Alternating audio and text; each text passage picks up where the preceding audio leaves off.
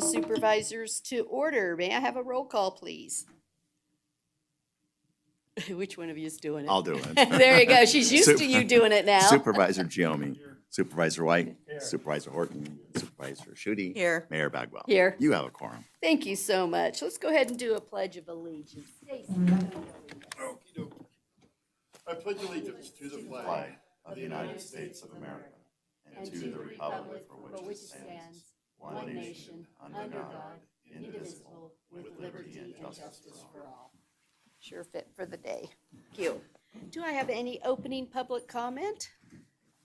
Don't see any to have, so we'll move on. Agenda item 5A, discussion and possible action regarding the canvass of the vote for the 2024 presidential preference primary election held on February 6th. Mr. Hone, take it away. Great, thank you. Thank you, Mayor Bagwell. Thank you, Board of Supervisors, for allowing us to present the canvass of the vote for the presidential preference primary election. I have some prepared remarks and a presentation, but I would like this to be more of an interactive conversation. You'll have lots of questions as we go through this. My name is Scott Hohen. I'm the Carson City Clerk Recorder. With me is Emily Toops. She is a Deputy Clerk of Elections, and we're here to answer your questions. So please feel free to interrupt. I'd like to talk to you today about election workers, our voter roll in election results, our election expenses, lessons learned, and our upcoming calendar that we're having to deal with in 2024. I first want to take some time for a special thank you. I can't be more proud of the elections team that you have working for you at Carson City. You've got Emily Toops, Nicole Fay, Ro Martignoni, Sylvia Yasumoto. Everybody pitched in, everybody helped, everybody worked 12-hour days or more. We worked on the weekends, we worked on the holiday. It's not just the election week, it's the months of preparation before the election. So a special thank you to the team. And I knew what I signed up for when I ran for office. But I've got my other responsibilities too, as clerk, recorder, and the public administrator. Your Carson City volunteer election workers are special, and I want to take a minute to recognize them. We had 86 election workers this cycle.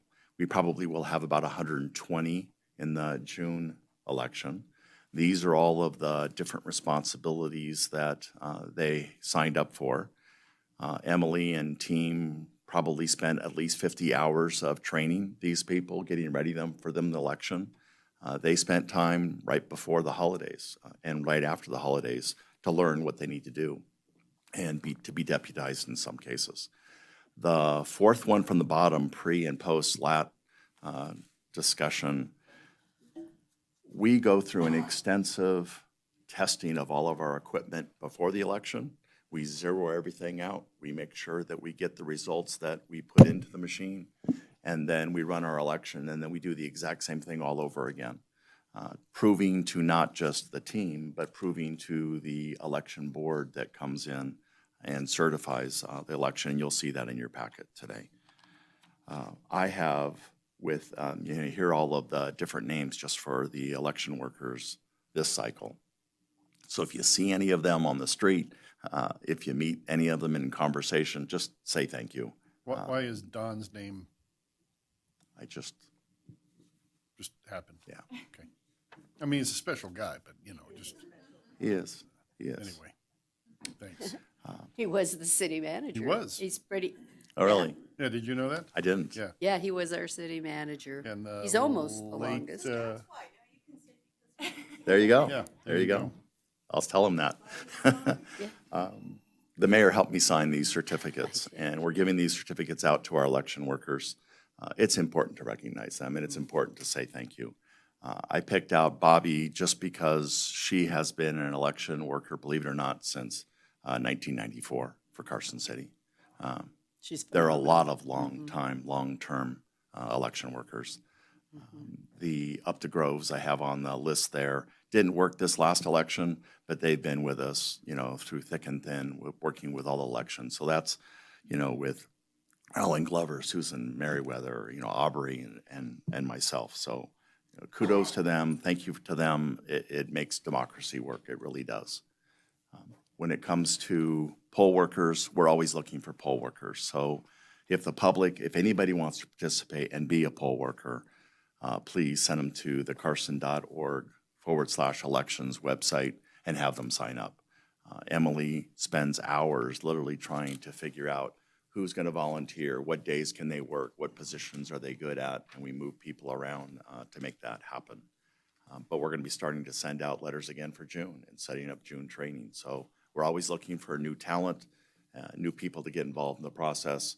And when they do get involved in the process, they better understand what we go through as elections, and they're able to communicate to their family, friends, neighbors, what it's all about. So please pass that along too. The results. First, let's start with voter rolls. So this is what picture in time. This is what we were at February 1st in terms of our voter rolls. The nonpartisan and others are 14,797. When you look at just purely nonpartisan, it's about 11,500. And that's growing just because of the automatic voter registration rules coming from the DMV. That's most of our registrations that are happening. So that 14,797 is just going to get bigger and bigger and bigger. The Republican Party have got 14,698, Democratic 9,774. This was the presidential preference primary. This was a closed primary for the state of Nevada, so the only people that received ballots or be able to vote were the Republican and the Democratic Party. So we mailed out 24,178 ballots to the Democratic and the Republican Party voters. We got back 5,313. Undeliverable was 889. Still high, but it's going down. It's been higher in the past. What people don't realize is the team does voter roll maintenance literally every day. Now, there are blackout periods 90 days before an election where we save all of it. Now we're working really hard to enter all of that stuff and get caught up before the next blackout happens. But we do voter roll maintenance every day, whether it be people move away, pass away, sign up, or just want to be taken off the voter rolls. But we manage that, and we try to keep that down as much as possible. In-person turnout Saturday, Monday through Friday was 774. We call that early voting because it's everything but the actual election day on Tuesday, and that's when we had 606. So you can imagine for those early voting days, 6 days, we got 774 people come through.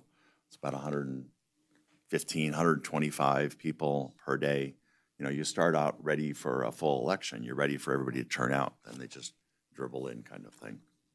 But it was slow and steady on election day with 606 that people came through. So total turnout, 6,693. That number will probably be 4 or 5 times the amount for June. Spend some time with same-day voter registration. Same-day voter registration, which we call SDR. You think it'll be 4 or 5? You think everyone will vote in the primary? Sorry, I was like, wait, that makes 24,000. I like your Well, optimism. But we probably will. Out of Yeah. Because of the, Usually we have about 22,000 voters minimum. This is a new election, so it's a little bit but lower. the 14,000 are out.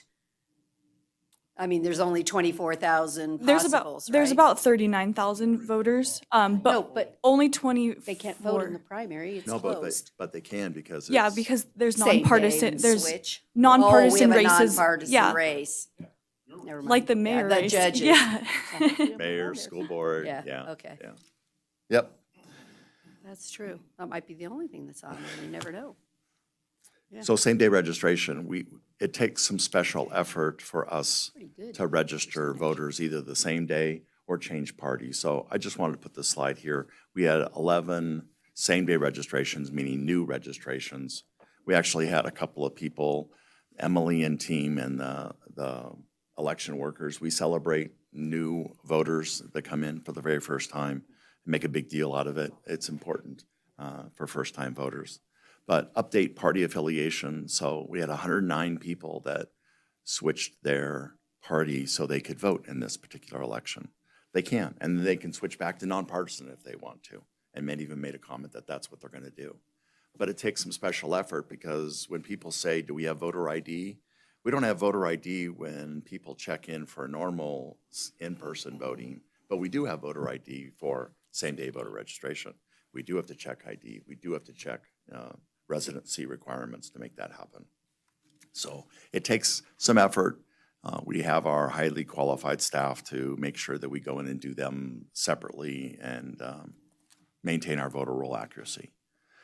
This is in your packet. It's hard to read on the screen, but I wanted to focus on two things on this. Well, number one, it's the results. So you see at the very top of the screen, 6,693.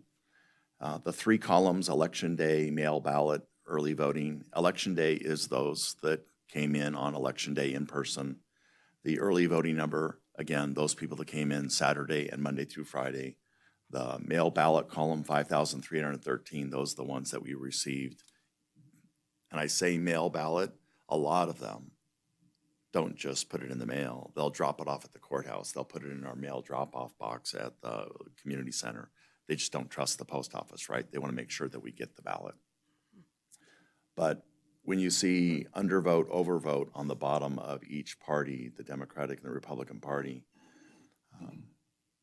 we had a lot this time. And just to explain undervote, overvote, undervote is we saw a lot of ballots come through with people trying to write in Trump's name, but they didn't select anybody, but they wrote down Trump's name. Undervote, we can't count it. We got to disregard the name. Can't count it. It's basically zeros.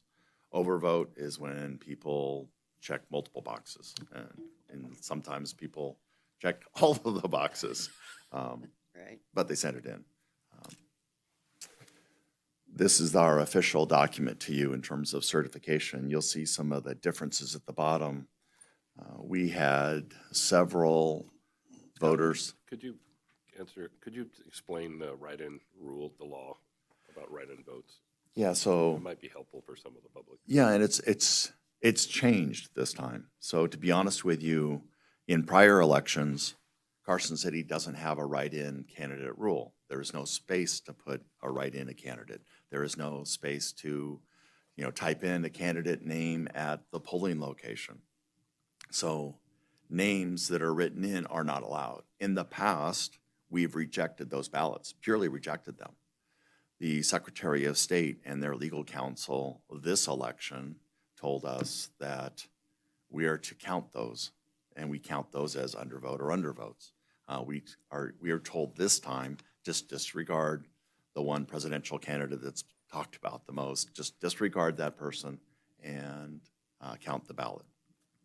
So, but in years past, and who knows, maybe it goes back to the same thing, rejecting the ballot.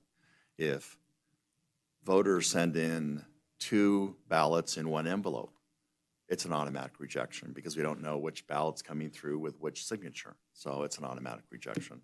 There are rules to reject ballots. We had, 3 rejected this time for, miscellaneous markings on the ballot. But we go through every ballot one at a time. And what people don't realize too is on the mail ballots that come through, those 5,300 ballots that came in, we verify every signature. It doesn't go through a machine. It doesn't, be looked at through a machine. We verify every signature to make sure there is a match. And if there's not a match, we go through a signature cure process whereby we reach out via email, phone, text, whatever way we can to get them to come in the office to cure their signature, to prove who they are, to make sure we accept it. How many do you think we had? Like 100? Less than 40. Yeah, so 40 people this time had signature error problems. If you reject a ballot, do you contact them? Not for signature, but for markings or double ballots? We don't, because we don't even know who they are. It's one of the responsibilities of our counting board is once they get those ballots, once signature verification's been done, they get the ballots and they deconstruct those ballots and separate the envelope. So the people who verify the signature don't see that the ballot is They don't is disqualified or marked on Yep, don't even open incorrectly. it, don't even open it. Gotcha. So That when it makes gets to the sense. I county get you. board, then Yeah, they so it keeps separate. it completely separate Anonymous. and anonymous. Yeah, Yeah, yeah. I got you. Okay. Election expenses. This is, we had budgeted or we had planned for $45,000 in election worker expense. Yesterday, Emily and team was working on the numbers to get pay in the envelopes. We're gonna end up paying $21,145 for this election. It'll probably be close to $45,000 again in June, but this election was $21,145. I'm estimating the $10,000 on overtime because we put a lot of hours in, the team did. But that's the rest of the expenses that we had. I'm going to the interim legislative and operations elections commission meeting on the 22nd of February, and they want our feedback. So Carson, Washoe, Clark, and Lyon are testifying about how did the presidential preference primary go. Now, we're going to testify the very, very, very low turnout. We're going to testify the very, very high expenses. You know, if people have complaints about this election, the presidential preference primary election is a non-binding election for the Democratic and Republican Party. The Democratic Party chose to use this as their results to determine their delegates going to their convention. The Republican Party did not, and they held a caucus 2 days later. 2 or 3 weeks before that caucus period, our phones blew up, just absolutely blew up. You know, can I vote in both, you know, the presidential election, the presidential preference, and the caucus? Because they know it's a felony if you vote in. What's my precinct? Why isn't Trump on the presidential preference ballot? We referred all those to the private Republican and Democratic Party to answer those kind of questions, but it just blew up in terms of what it is. But we're going to testify, and I tell if people are upset about the whole process, just write your senator, write your Nevada assemblyman, and let your voice be heard about how you think about this, because right now we're going to do this all over again 4 years later in 2028. So while the total cost is probably what is most important to talk about, just real quick, it looks like this presidential primary deal costs $20.37 per vote. They have So to if do you the break math. that down in the general, has to be pennies. So, you know, that's one way to look at this from a business approach. Why would you pay $20.37 per vote when you can do it for pennies? Yeah. In the old way. No, good point. These numbers aren't going to change much for June, other than the election worker going up another $15,000. It's an unfunded mandate, basically, that they've told you as the county to run this presidential preference primary. So I wanted you guys to be aware of it. Those are the expenses that we had incurred. Lessons learned. On the negative side, it's just the expense. We had to run this like a full election. We prepared like this for a full election. We have rules and regulations to submit reports and information and put up signage, and it's a full election. I say bad timing with the implementing of the new VREMS. VREMS is a new top-down voter registration system that the state is implementing, and they want to implement it this year.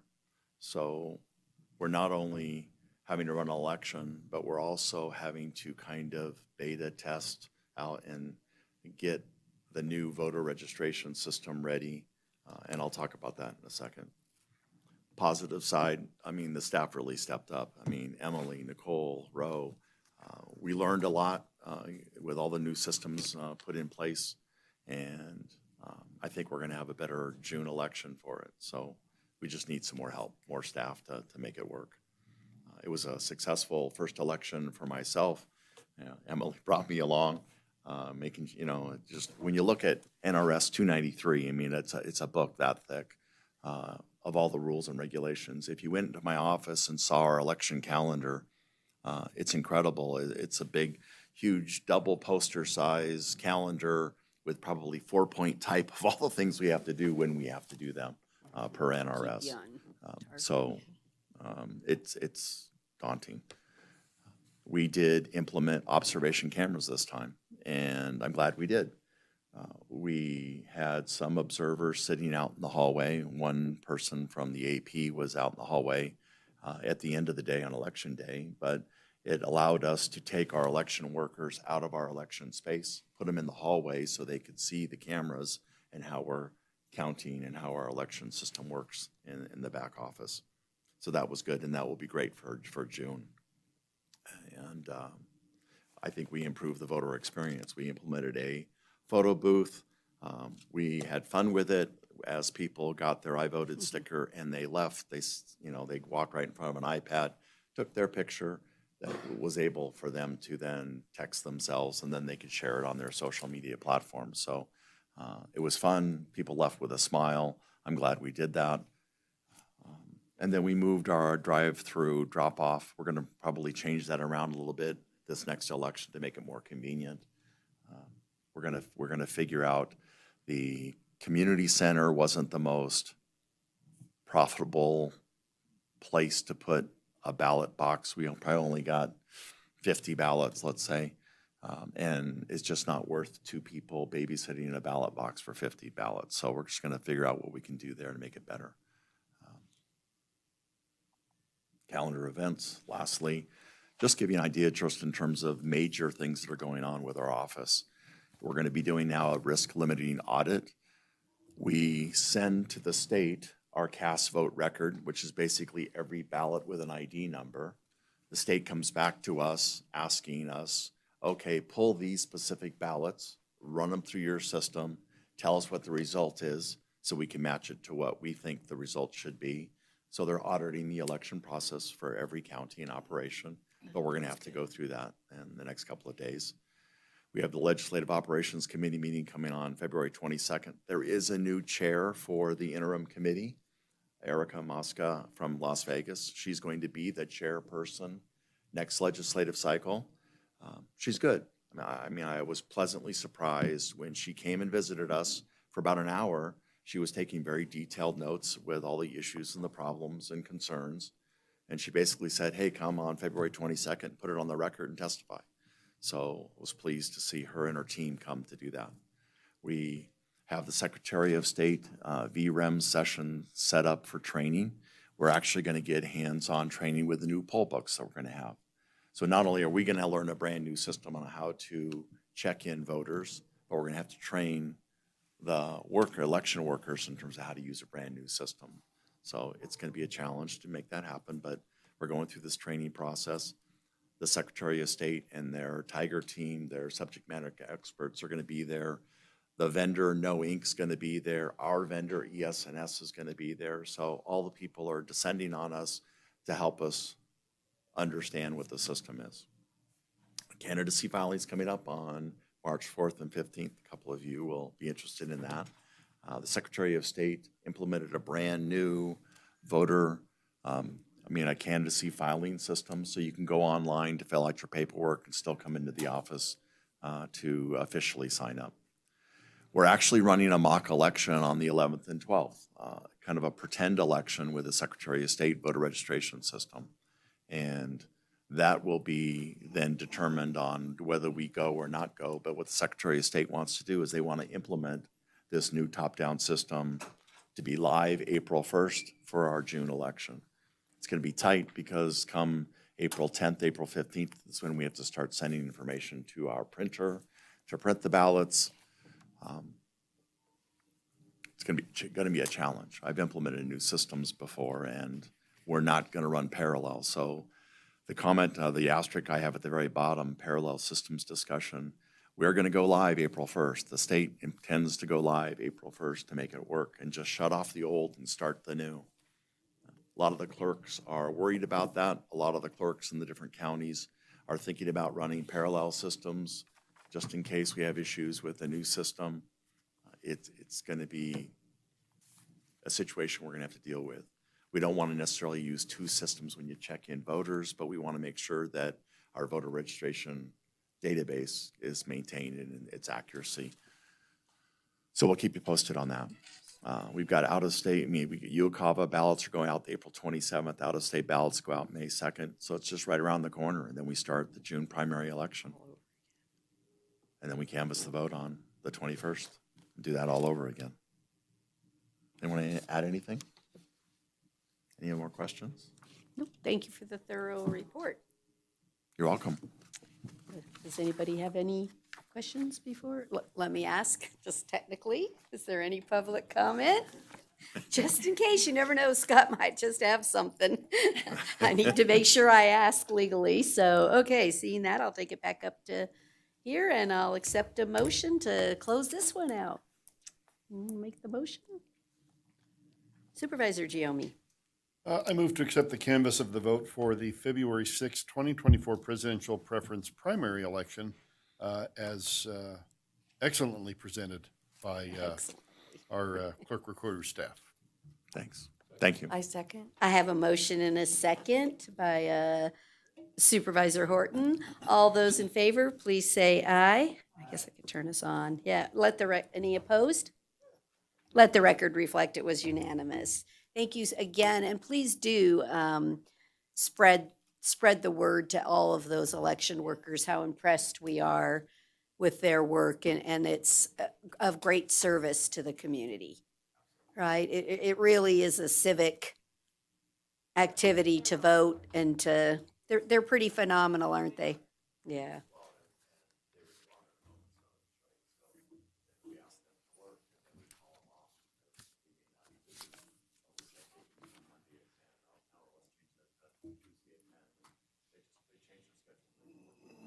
That's wonderful. Well, and Emily, kudos to you because you are always just positive and you work really hard and it's appreciated. Okay, well, with that, we will go to our final public comment that will all run up, line up, and let's do that. So just a technical, no final public comment. So with that, we are adjourned, and happy Friday to everyone, and thank you. Great.